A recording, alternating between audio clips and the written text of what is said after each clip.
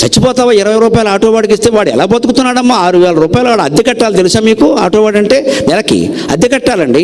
వాడికి ప్యాసింజర్లు ఎక్కుతారో లేదో తెలియదు. అయినా సరే ఆ వీధి ఈ వీధి విజయవాడ లబ్బిపేట సహా సుబ్బిపేట వరకు మొత్తం తిరగాలి వాడు.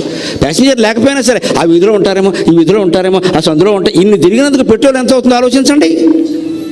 ఎవ్వడు ఏ జమీందారు అయిన వాడు 20 రూపాయలు 10 రూపాయలు ఎక్కువ ఇవ్వకపోతే వాడు ఎలా బతుకుతాడమ్మా? ఆ మాత్రం ఆలోచించలేమా?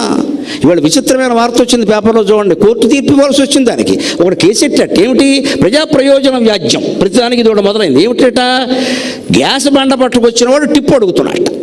గ్యాస్ సిలిండర్లు పట్టుకొచ్చిన వాడు టిప్ అడుగుతున్నారండి. అందువల్ల దోపిడీ జరుగుతోంది, దీన్ని అరికట్టాలని చట్టం పడితే జడ్జి తిట్టాడు వాడు. మండి ఇది కూడా కేసేనా? ఇది కూడా మేము ఆలోచించాలా? మా టైం వేస్ట్ అయింది ఇక్కడ అని ఆయన ఏం చెప్పాడంటే సింపుల్గా, బాబు పట్టుకెళ్ళిన వాళ్ళు వేధించకండి, అడిగితే అడగండి, ఇస్తే పుచ్చుకోండి తెలియదు.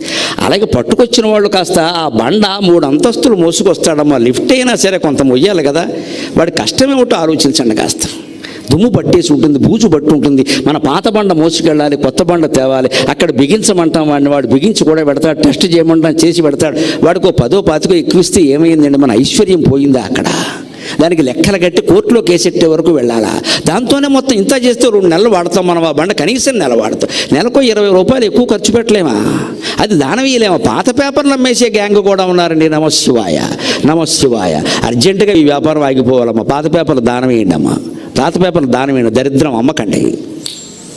వెంటనే వాడు వచ్చి పట్టుకుపోవాయా అనండి. పాత పేపర్లో పాత పుస్తకాలను వస్తాడు, పట్టుకోమని చెప్పండి. గూడు ఖాళీ చేస్తాడు, దులుపుతాడు, పట్టుకెళ్ళిపోతాడు. ఆ అమ్మదే అవత ఎప్పుడు మాకే ఇస్తుంది అంటాడు.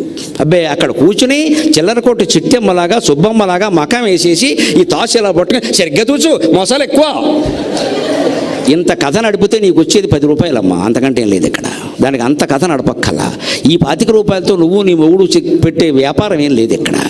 పట్టుకెళ్ళరా బాబు, పాత పేపర్లే కదంటే వాడు ఆనందంగా పట్టుకుపోతాడు. వాడు దాని మీదే బతుకుతున్నాడండి. అందులో సగం చెల్లవమ్మ. వాడి దగ్గర మోసాలు, వాడి దగ్గర తీసుకునే వాళ్ళు చాలా మోసాలు చేస్తారు. ఆ మాత్రం చిన్న చిన్న విషయాలు, కూరగాయల దగ్గర బేరం ఆడతాం మనం. ఏసీ హోటల్లో ఎవరైనా బేరం ఆడతారండి? 3000 అండి 4000 అంటే ఉంటుంది మరి అని వెళ్ళిపోతాం లోపలికి.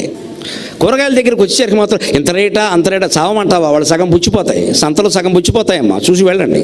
ఏం చేయాలి? వాళ్ళు ఎలా బతకాలి? ఈ బలహీన వర్గాల్ని మనం ఎవరూ గమనించమే. లక్ష్మీదేవి మన ఎందుకు కాపాడుతుందండి? పద్మాలంకృత పాణిపల్లవ యుగాం పద్మాసనస్థాం శ్రియం. సుకుమారమైన పద్మంలో కూర్చుంటుందా తల్లి అంటే మన మనస్సు సుకుమారంగా ఉండాలి. లక్ష్మీదేవి ఉండాలంటే కఠినంగా ఉండొద్దు, క్రౌర్యంగా ఉండొద్దు, పిచ్చినకొట్టుతనంగా ఆలోచించద్దు.